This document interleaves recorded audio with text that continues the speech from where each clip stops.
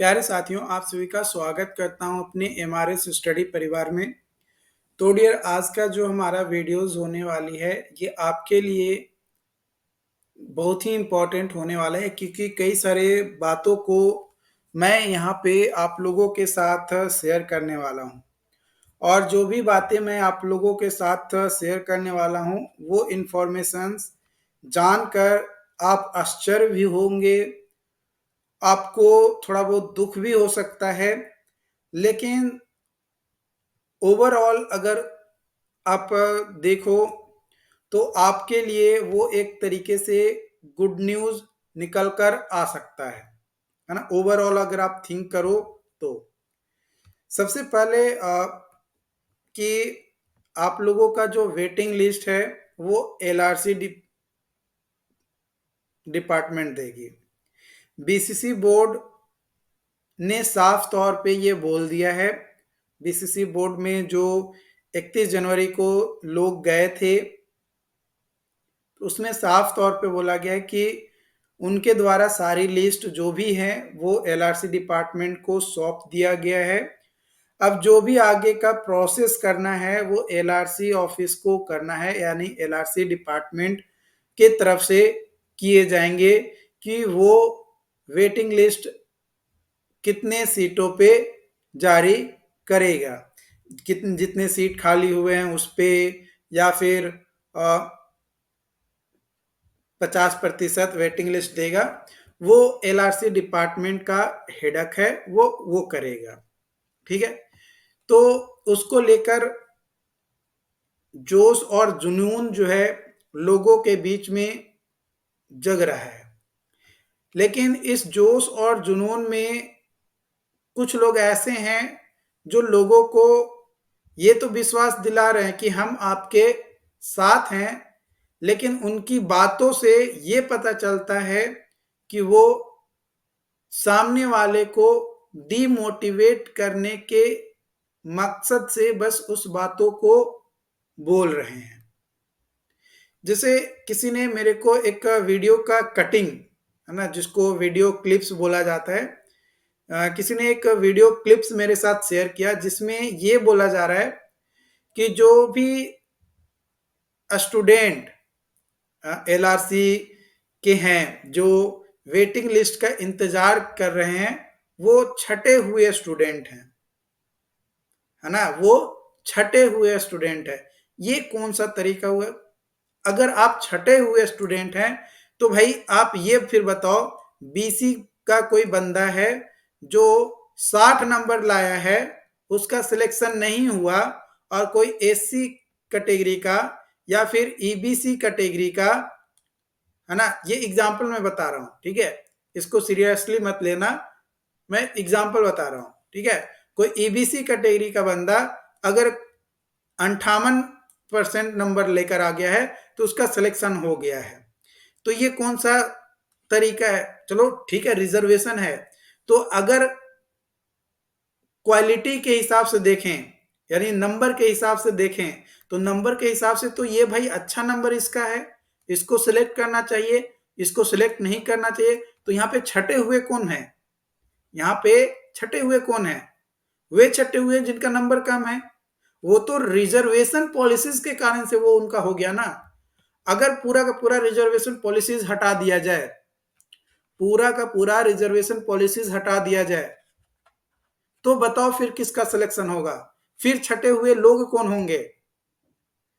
फिर वो रोएंगे कि मेरा तो रिजर्वेशन क्राइटेरिया जो है खत्म कर दिया, कैटेगरी खत्म कर दिया, ये खत्म कर दिया।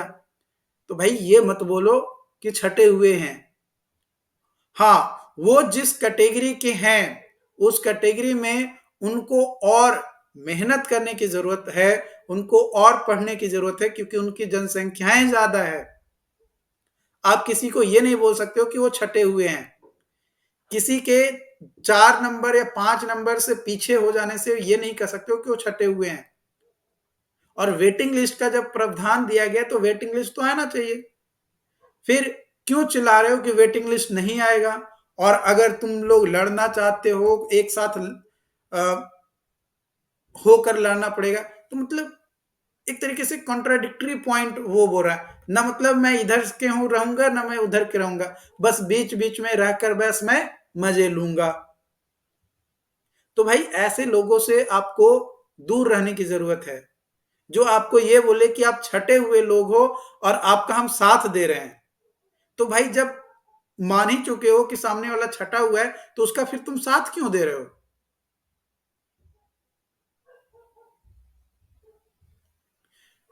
रही बात क्वालिटी की, तो क्वालिटी उसके पास है जिसका नंबर ज्यादा है। अगर इतनी ही कैपेबिलिटी थी तो जो SC ST कैटेगरी का था, कैटेगरी हटा के उसको जनरल से सिलेक्ट करवा लेता। अगर आपके अंदर का काबिलियत है, जो इस बात को बोल रहा है कि मैं ये हूं, मैं वो कर रहा हूं, ये चीज है, तो आप कोई भी फॉर्म भरो, आप उसमें कैटेगरी अपना अप्लाई मत करना। आप उसमें अपना कैटेगरी अप्लाई मत करना। उसके बाद फिर एग्जाम दो, उसके बाद फिर एग्जाम दो, फिर पता चलेगा कि कौन बेहतर है, कौन छटता है ना। इसका मैं तो एक छोटा सा एग्जांपल दिया यार, लेकिन देखना इस छोटे से एग्जांपल से भी कई सारे लोगों को मिर्ची लगने वाली है, कई सारे लोगों को मिर्ची लगने वाली है। ठीक है।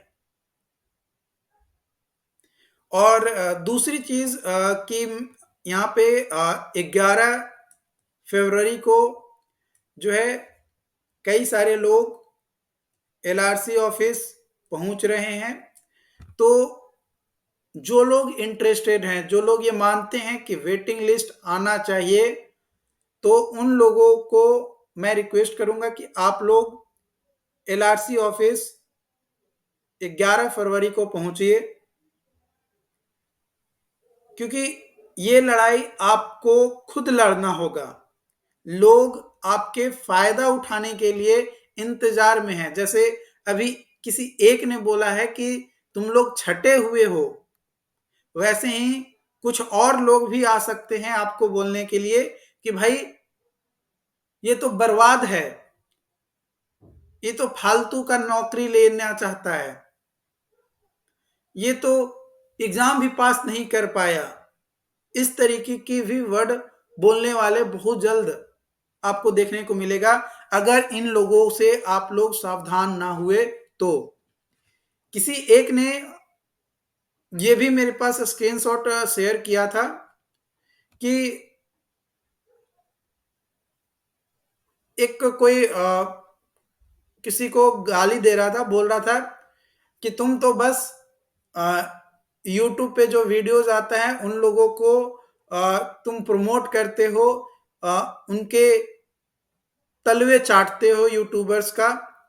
तो भाई अगर आपको तकलीफ हो रही है, आपको इतना ही जलन हो रहा है, मिर्ची लग रहा है,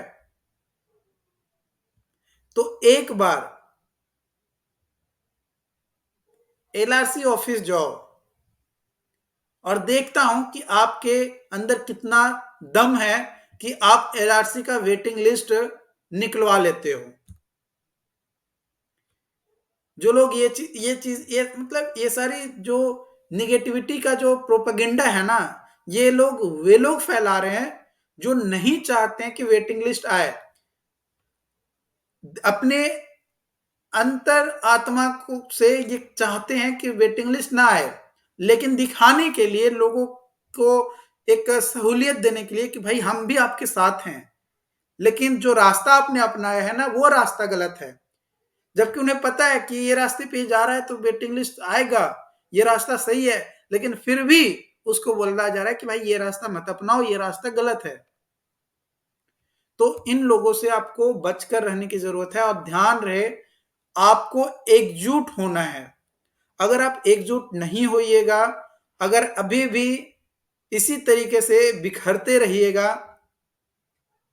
तो फिर उसका जो अंतिम परिणाम मिलेगा ना, उससे भुगतना आपको पड़ेगा। कोई और उसका भुगतान करने नहीं आने वाला है, ये चीज जो है आप ध्यान रखिएगा। ठीक है, उसकी भुगतान आपको खुद करना पड़ेगा। अगर आप अभी भी एकजुट नहीं होते हैं तब, तो आपको एकजुट होने की जरूरत है यार। तो 11 फरवरी को 10 बजे तक, है ना, 10 बजे तक कोशिश करिए एलआरसी ऑफिस पहुंचने का। अगर जो लोग इस मुहिम को लीड कर रहे हैं, उनका अगर आपको कांटेक्ट नंबर चाहिए तो आप हमें टेलीग्राम पे कांटेक्ट कर लेना। टेलीग्राम पे मैं आपको उनका नंबर भेज दूंगा ताकि आप उनसे कोऑर्डिनेट करके आप भी पटना पहुंच सकते हो और एलआरसी ऑफिस में अपनी एक छोटा सा कंट्रीब्यूशन दे सकते हो, है ना। छोटा सा, देखो ऐसा नहीं है कि आपके आ जाने से रिजल्ट आ ही जाएगा, लेकिन अगर आप आ गए तो एक मोटिवेशंस मिलेगा, लोगों को लगेगा कि नहीं, जो लीड कर रहे हैं उनको लगेगा कि नहीं, जो हमने मुहिम छेड़ा है कि हमें वेटिंग लिस्ट चाहिए 50%, उसके लिए लोग जागरूक हैं। आपको मैंने ये भी वीडियोस एक बनाया था कल के डेट में, जिसमें मैंने बताया था कि लगभग 2,86,000 सरकारी नौकरियां आने वाली है 2025 तक देखने को मिल सकता है, जिसकी नियुक्ति देना बाकी है हमारे माननीय मुख्यमंत्री जी के द्वारा। लेकिन उसमें से कई सारी वैकेंसीज ऑलरेडी आ चुका है, उसका नियुक्ति पत्र प्रदान करना है और कुछ और हो सकता है कि आएगा। लेकिन क्या गारंटी है कि उसमें आपका सिलेक्शन हो ही जाएगा, अच्छा नंबर आपका आ ही जाएगा? इसकी कोई जिम्मेदारी है, कोई आपको ठोस है? नहीं। क्यों? क्योंकि भाई कहीं पे भी आप अपना बिहार में हो या फिर अदर स्टेट के हो या सेंट्रल के एग्जाम दो, कहीं पे भी रिजर्वेशन पॉलिसीज अप्लाई होने के कारण से कई सारे लॉसेस कुछ कैटेगरीज को देखने को मिलता है। मैं ये नहीं कह रहा कि भाई रिजर्वेशन हटा दिया जाए, वो जैसा है वैसा है, उसमें मैं कोई आवाज नहीं उठा रहा, लेकिन आपको अपनी काबिलियत को प्रूफ करने के लिए आपको लड़ना पड़ेगा। तो आपको एकजुट होने की जरूरत है।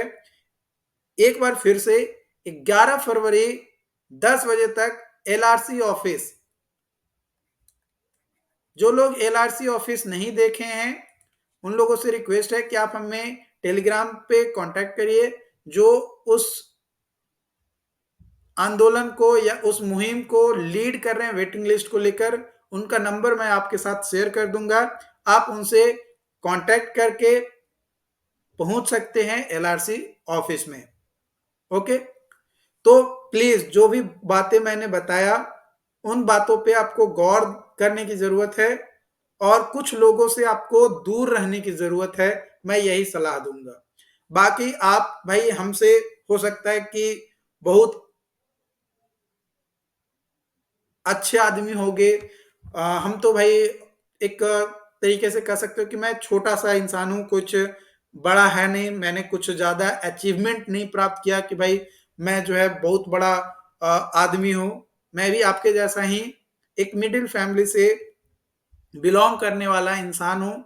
हाँ, कुछ चीजें आपसे पहले हो सकता है कि अपने जीवन में सीख लिया होगा, लोगों के बारे में समझ लिया होगा, लोगों के विचार के बारे में समझे होंगे। कुछ चीजें हो सकता है कि मुझे आपसे सीखने को मिले, आपकी बातों से समझने को मिले, तो वो मैं कोशिश कर रहा हूं। और जितना ज्यादा से ज्यादा कोशिश होता है, अपने आप को इम्प्रूव करने की कोशिश करता हूं और कोशिश करता हूं कि सामने वाले को हमारी किसी बात का दुख ना हो। लेकिन कुछ लोग ऐसे होते हैं जो ये चाहते हैं कि भाई हमें कोई दुखी करे, हमें कोई चोट पहुंचाए। सामने वाला चाहता है कि भाई आए हमें कोई ठोकर मारे तभी हम सुधरेंगे। ओके, बाकी जो भी अपडेट्स होंगे आप लोगों के साथ शेयर किया जाएगा। याद रखिए 11 फरवरी एलआरसी ऑफिस 10 बजे तक आपको पहुंचना है। Okay, thank you.